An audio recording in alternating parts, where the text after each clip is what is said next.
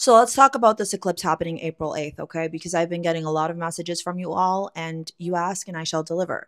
As your spiritual bestie, it's my responsibility to tell you the truth, to keep it practical, to keep it logical, rational, objective, and to also let you know the bigger picture. All right. When we start practicing consciousness and awareness, we start understanding that there's a bigger picture to things. And I've been seeing something across social media, TikTok, Instagram, and even here on YouTube, where people are fear mongering this eclipse, right?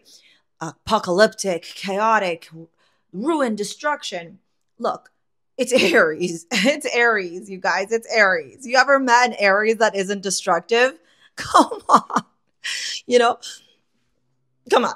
I'm an Aries and I know the energy, right? When Aries sees red, when Aries hits that point, and we are essentially hitting that peak. But I'm not saying that this eclipse is going to be cataclysmic, as if that's even a word, or destructive, or mayhem, or chaos, or anything for you to fear. As a matter of fact, I think that we need to look at this eclipse from a really wide objective lens and get real about it. Okay. So I'm going to help you do just that in today's video, and I'm going to answer all your questions. Okay. We'll do the questions at the end regarding if you should manifest, what you should expect, do's and don'ts, that kind of stuff. For now, I really want to explain to you what is happening in the cosmos, because I think this is going to give you a lot of peace of mind. I think this is going to help you to be really objective and to keep cool, to be prepared, and to understand what we're walking into. Okay. Look, this solar eclipse, it's a new moon total solar eclipse. It's called the Great North American Eclipse because of the trajectory and how it's going to be hitting so many states and obviously provinces if you're in Canada, and then going over that way, right? Like if we think about a protractor drawing it around, right? The degrees that it's on. It's at 19 degrees, okay? So, and this is in tropical astrology. In Vedic astrology, it would be in Pisces, okay? So let's talk about this.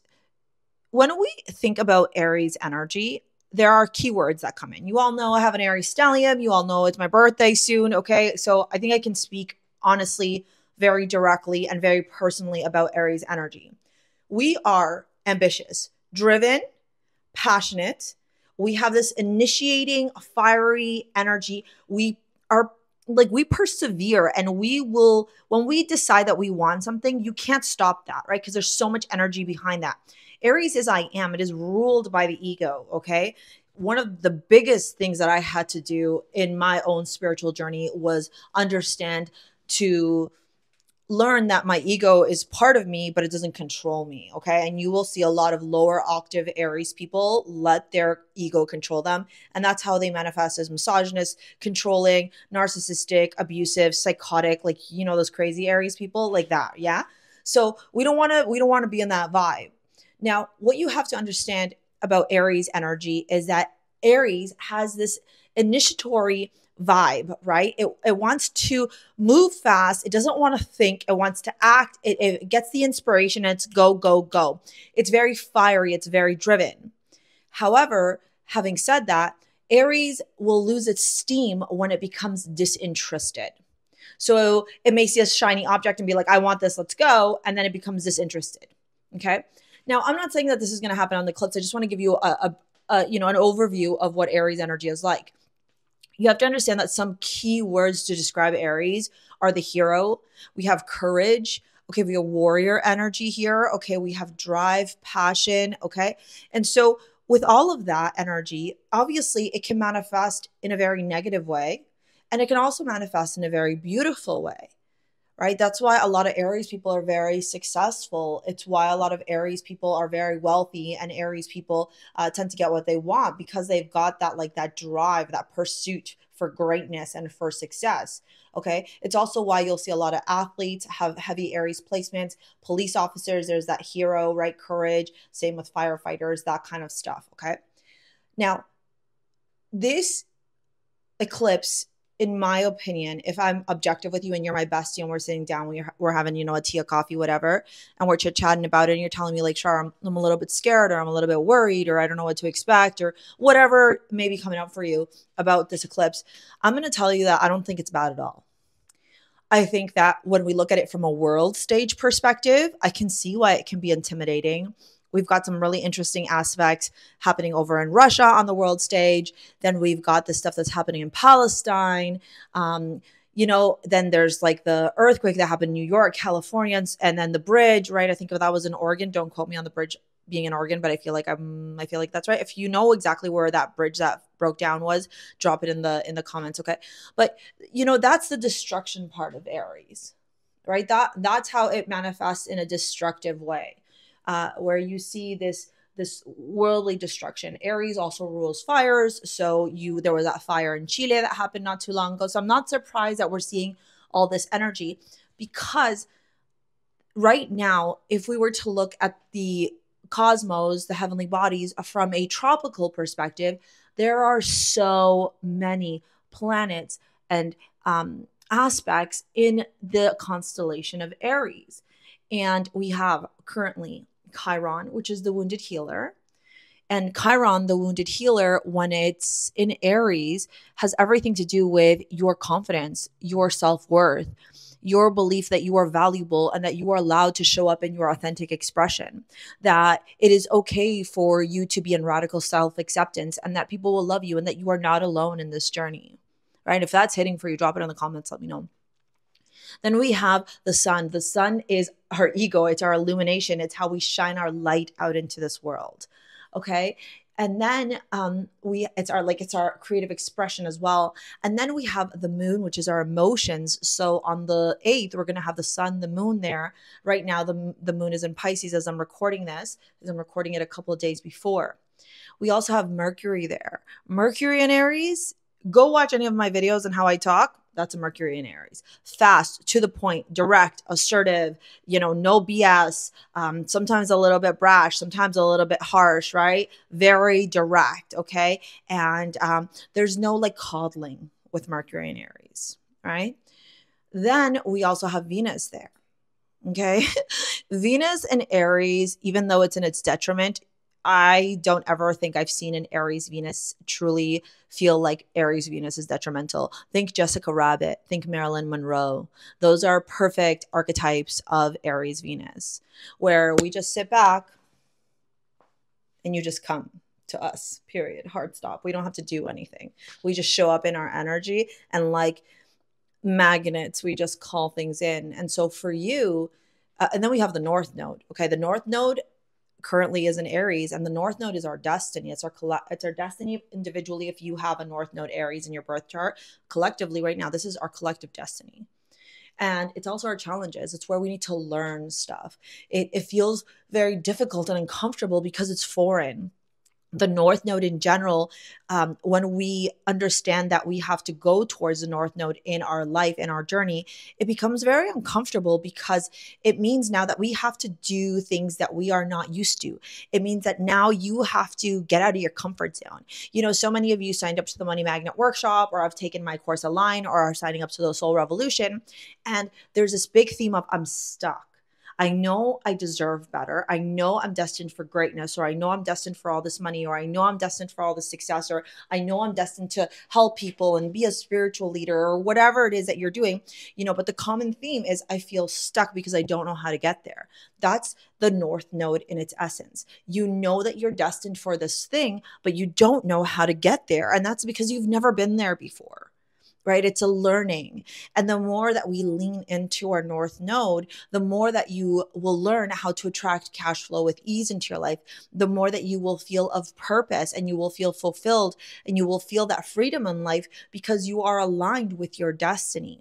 When you are aligned with your destiny, with your highest expression of yourself, with the reason why you came onto earth in this lifetime, everything just starts to work out in your favor. It's like a non-negotiable. It's so aligned, and I wish that I didn't have this mic right now in my hand, but it's so aligned that it just clicks, like puzzle pieces coming together.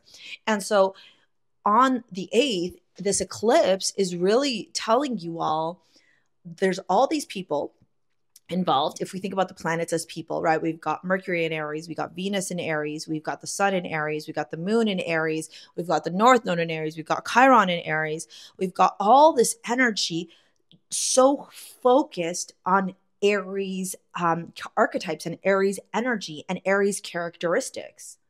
And so there's a lot of power there. If you remember the keywords that I explained to you in the beginning, power, driven, passion, right? Imagine that now is amplified by multiple planets and the node of destiny and Chiron, the wounded healer. So it's like a really like a funnel of focus on Aries energy. Aries being this initiation, this drive, the leader of the pack, right? This means that every single one of you on this day, and even maybe a couple of days before and a couple of days after, is going to feel this energy differently. And the reason why you're going to feel it differently is because it depends on what house Aries rules in your chart. So you're going to want to look at that. If you have it in your first house, this Aries eclipse is going to impact your sense of self. Okay, your personality, your looks, etc. If it's in your second house, your money, your self-worth, your values. Okay, if it's in your third house, communication, neighbors, studying. If it's in your fourth house, your house of home. Okay, your mom. If it's in your fifth house, it's your house of creativity, dating as well, play, joy. If it's in your sixth house, it's day-to-day health, routines, your the mundane things you do, how you're of service, pets as well. If it's in your seventh house, it's relationships, romantic, business, and otherwise. Eighth house, it's death, transformation, not literal death, okay? But death as in like you are transforming, okay? That's also the occult. That is like the house of the esoteric and the house of the taboo as well. It also deals with inheritances and other people's monies and taxes. The ninth house is higher learning, it's expansion, it's religion, it's values, it's morals, it's the law. The 10th house is your career, your public image. Okay. I've got a good girlfriend of mine who has an Aries 10th house, and she's actually got her North Node up there. And I was like, girlfriend, you have no idea how powerful this solar eclipse is going to be for you, because it's just going to fucking it's a trajectory. I would not be surprised if she gets famous. Like, that's the power that the solar eclipse has. In the 11th house, it's networking, it's memberships, it's your friendship circles. It also has to do with tech, social media. It has to also do with any type of like sports groups or any type of area where there are a bunch of people together for a common reason. It's also the house of rebellionism and activism and humanitarianism. And then the 12th house is the house of our own undoing, but it's our undoing in a good way or a bad way. It depends on how we choose to express it in our lives. So in a good way, it's like we dissolve and we dive deep into the self and like the ethereal self or the unconscious self. And it has to do with the unconscious, and it has to do with spirituality and the psychic house, but it's also the house of mental imprisonment. Raven, ma'am, it's also the house of mental imprisonment, because if you think about the vastness of the ocean, right? You can go all the way down to the bottom of the depths of the ocean, but down there it gets scary because you can't see. There's no light. There's no color, right? I think Raven wants to come up, so let me get her up here. Do you want to be a part of this video? What do you have to say to the people? Nothing. Okay. So that's the vibe of how the solar eclipse is going to hit you specifically, and how it's going to impact you and what part of your life it's going to transform. Now, in my opinion, this is a very nice eclipse. And the reason why this eclipse is very nice is because there are very what we would call in astrology, a very harmonious aspects happening that day. There are hardly any hard aspects. And this is the thing with the fear mongering and why I decided to make this video, because there are so many people turning around and being like, oh, the end of the world. Oh my God, don't go outside. Oh my God, hide your kids, hide your wife. Don't be anywhere near people. There's going to be blackouts and the world's going to end and all this stuff. Like, there's like unnecessary fear mongering happening. And when I look at the astrology of it, I pulled it up right here. I don't see that. Do I see chaos? I mean, Aries is chaotic. So yeah, to a degree, I would say I wouldn't be surprised if there is chaos. I wouldn't be surprised if people are acting really crazy. I was actually just reading a story, or not a story, like a post, that eclipse energy actually releases a type of, I don't know if it's a serotonin, a hormone, or whatever, something in our body that people who are unevolved and people who are like totally just asleep and unconscious, it affects them way more than we who are conscious and we who practice awareness and, you know, are willing to do the work. And so, yeah, similarly to how a full moon brings out the crazies, and we see, you know, hospitals that are more busy and police officers always say there's more shit going down during that time. And same with like ambulance and paramedics, etc., doctors. I think the same kind of thing we can expect on the eclipse, in the sense that I think the cookies are going to be out, and I wouldn't be surprised if there's cookies out this weekend. I mean, I'll like look, but again, is it good cookie or is it bad cookie? That's up to you. It's up to you to decide how you're going to receive the energy and transmute that energy, right? I'll tell you a quick story before we dive into what's really happening in the cosmos right now. I've got my little laptop right here to show you. I was at the grocery store today after I went to the gym, and I picked up a pineapple and some yogurt, and this guy came behind me and he was like, "Hey, are you Spanish?" And I was like, "Yeah." And then he's like, oh, he started talking to me in Spanish, whatever. And then he's like, "What are you doing here?" And I was like, "What do you mean? Like, we're in the lineup to cash out at the grocery store. I'm grocery shopping." He's like, no, like, I mean, like, what do you do? And I'm like, "Oh, I'm a spiritual teacher." He's like, "Oh, cool. I do music." And I was like, "Oh, it's really nice." So I could have taken that interaction. I was like, that man's a creep and he is crazy. And how can he not learn how to communicate? Or I could have just been like, that was an interesting interaction. Also, I have Aries and Venus. So like, Aries is in Venus right now. I'm naturally going to be more magnetic, right? Then there was another instance when I was walking with said pineapple that I purchased, and a guy across the street was like, "That's a nice pineapple." I was like, "Okay, thank you." Right? So again, some people could be like, "Those people are crazy." And then other people could turn around and be like, "Those are funny interactions," right? Like typical, you know, men who, not to like judge them or anything, I think it's really cute, who are trying to like make a move, but like feel a little bit intimidated or shy, which is very much the energy that Venus in Aries gives, right? Men feel intimidated. Think about in The Mask, right? Jim Carrey, when he meets, it's Jessica Rabbit, I think, or the Cameron Diaz actress, and his eyes just like bulge out and his tongue comes out. That's the vibe of Aries Venus. Cameron Diaz in The Mask as well. So you know, you have to decide to use discernment during this time. Okay, let me tell you about the astro or the planets and like the degrees and what's going on, and then we'll dive into like the do's and don'ts of the energy. Okay, so the moon and the sun are going to be at 19 degrees, and this means that if you have any planets in Aries, in the 19 degrees plus or minus 10 degrees. So I would say like 5 degrees on each side. This will impact you. Okay. The most. We have the North Node at 15 degrees. So you want to add 10. I would say 5 on each side or 10 on each side. Some astrologers will say, okay.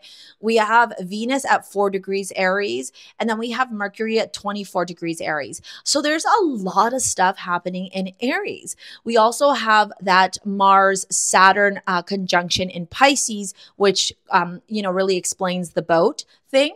And we also have,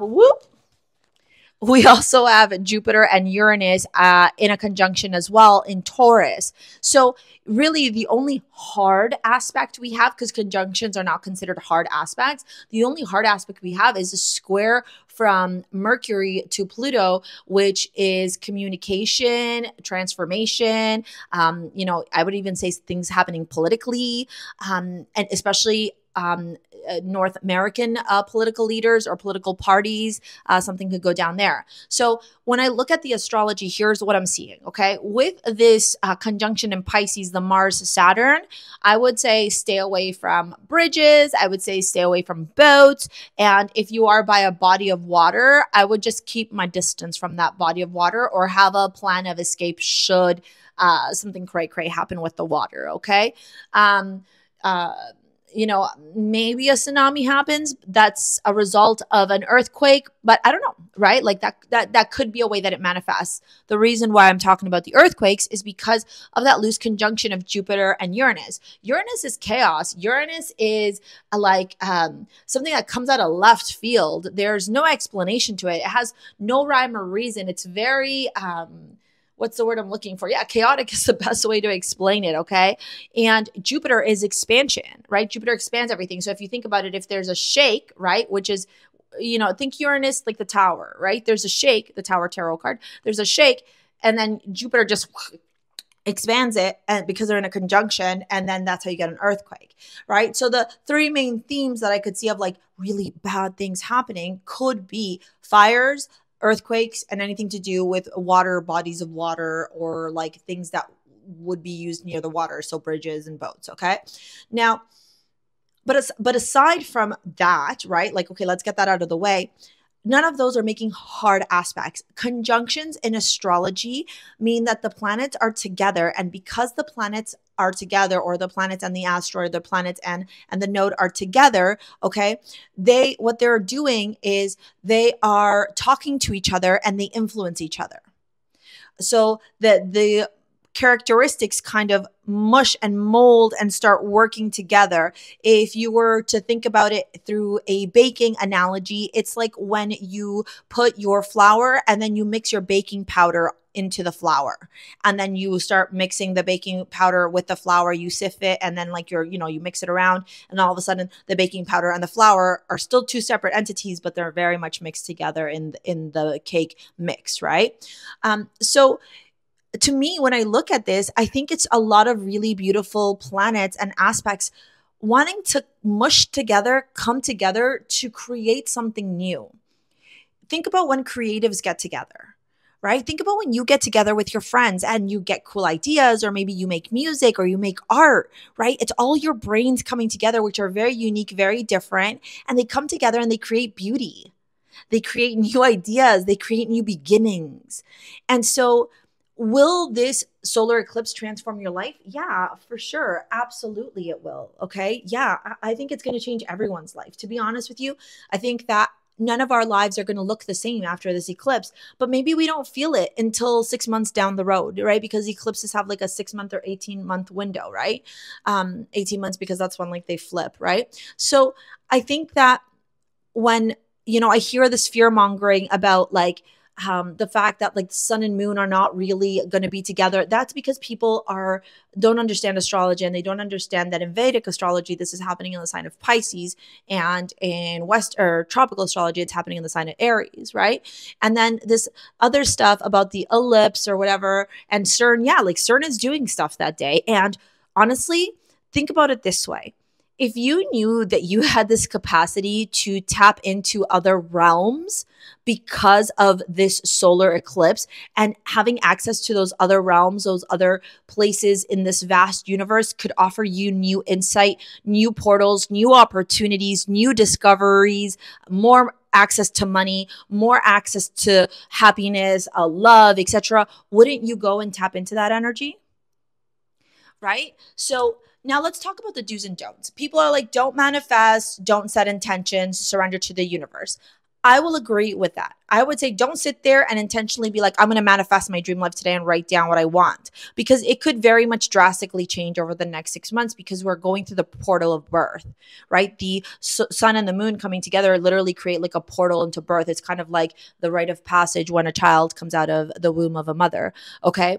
So yeah, there could be a lot of changes. So the setting intentions, no. Would I launch a new product that you've been working on? Yes, because if you think about it, this is your baby that you've been working on, and you're pushing it out into the universe. So yes, I would do that. I would also at this time sign up to courses that you want to sign up to, right? Because again, it's that birth. Think about birth. Think about it coming out, right? So you want to use that energy of explosiveness, of drive, of passion of Aries to get yourself out there. But you don't want to set intentions or manifestations during this time, because those intentions and those manifestations may rapidly change because of this eclipse energy, right? So those are two different things to do. Another thing that I wouldn't do is, if you are pregnant, I would not be outside during the eclipse. And the reason for this is because we know that the moon has a gravitational pull to water. And when the moon is over the sun, there's an energy exchange that's happening there. And when I get visions and I like when I get the downloads and I hear what they're saying, I almost feel like people could have like early delivery. So if you're not at full gestation, that's how you pronounce it, then, you know, you don't want to risk that for the baby. I know my grandma went outside during a lunar eclipse when she was pregnant with my mom, and they told her, don't touch your body when you're looking up at the lunar eclipse, because your child will be born with a birthmark wherever you touch yourself. And she didn't believe that. So she grabbed her thumb and put it on her thigh. And guess what my mom has on her thigh? A huge birthmark of what looks like literally this part of the thumb on her thigh. And so, you know, the ancients used to believe that eclipses were malefic because they didn't understand what was happening. And so they thought that the sun god was upset. They would hide their food. They would hide their water sources. They would hide everything because they thought that the sun god was upset and was taking away their light, their vitality. But you have to understand also that you are the light, right? So when people are like, there's a lot of Luciferian or malefic things that are going to be happening and people are going to be harnessing this energy for chaos and darkness. Well, you can harness this energy for light. And so by sitting back, right, and being like, oh, I'm scared of this energy because it's bad, right? Because the bad people are going to be using it. Then you're basically just saying, go ahead, take all my power away. Go ahead, use all the energy. I'm not going to touch it because I'm scared. That's the exact opposite of Aries energy. Aries is the warrior. Aries is the hero, right? So if you can tap into this energy and think positive thoughts and put out good vibes and think about things that are beautiful and uplifting and give gratitude for wonderful things happening, then you are counteracting any of the bad or malefic or dark, chaotic, Luciferian energy, whatever these people are saying on the internet, right? You have to think that this energy is available to utilize. It is up to you to decide how you're going to utilize it, okay? If you want to watch the eclipse, I don't think there's anything bad in watching it, to be honest with you. I would not be traveling long distances. So I'm in Toronto and Niagara Falls, Hamilton, Burlington, which is about an hour and a half away from me, is going to be experiencing the totality of the eclipse, which means they're going to go into complete darkness. Like, I'm not going down there. Ain't no way, especially because there's a bridge going across into Hamilton and there's a huge body of water, Niagara Falls. Like, I ain't going near there. That's just me, myself, and I. Okay. I will not do that. I will go to Lake Ontario by the street where I can easily come back into my neighborhood if I need to. And I will take my son there. And that's about as far as we'll go, or we'll stay on our street, look up, and then come back inside, right? Like with glasses, obviously. Okay. So that's where I would. That's the extent that I would go. I would definitely not be driving during the eclipse. I would definitely not be shopping during the eclipse. I would definitely not be anywhere out and about where I cannot plan a exit strategy safely. Okay. You know, if you think about a mall or a plaza or anything like that, it gets congested with people. Hell no, not happening. Okay. So yeah, I would not do that. That's just my opinion. Do whatever you want to do. The other thing that I would also not do during this time is I wouldn't be out in bodies of water. Like in the water or anywhere where like, you know, there's forest, fire, like anything where like we could potentially see a fire happening or an earthquake happening or something to do with bodies of water because of the aspects that I was telling you about before. What I would do is in that moment, I would do a celebration dance. I would really tune into your body and listen. And I would vibrate with the energy of the eclipse. And I would just dance and release, right? Because fire is dance. Fire is movement. If you look at a fire, right? Dances, right? So you're going to want to dance and give gratitude and thankfulness and surrender and trust. And, you know, just say, universe, I trust because this is fate, baby. This is your destiny. This is fate. Right. And it may not make sense to you why you got to go down that path, but there is a greater purpose. There's a higher purpose, right? Like August 2017, when the other eclipse happened, that's when I was realizing that I might be let go from my job. And I was like in denial about it. It happened in January, right? A couple of months later, it happened in January. And them letting me go from that job, them letting me go from that job is how I ended up stepping into my soul purpose. So it didn't make sense to me back then, but look at now, right? Look how amazing it is now, right? So that's what I want you to think about, okay? I hope that this video was helpful for you. I hope that you enjoyed it. I really like these more like intimate videos. Let me know what your thoughts were. Let me know what you're doing, what your plan is. Ma'am, Raven is choosing violence. I gotta go. Thank you so much. I love you so much. We will see you later, alligators. Okay? Me and Raven say bye-bye. Bye. Say bye, Raven. Raven, say bye. Raven's like, fuck you, man. All right. If you want to work with me in any capacity, it's in the description box below. We'll see you later, alligators. Peace out. Bye.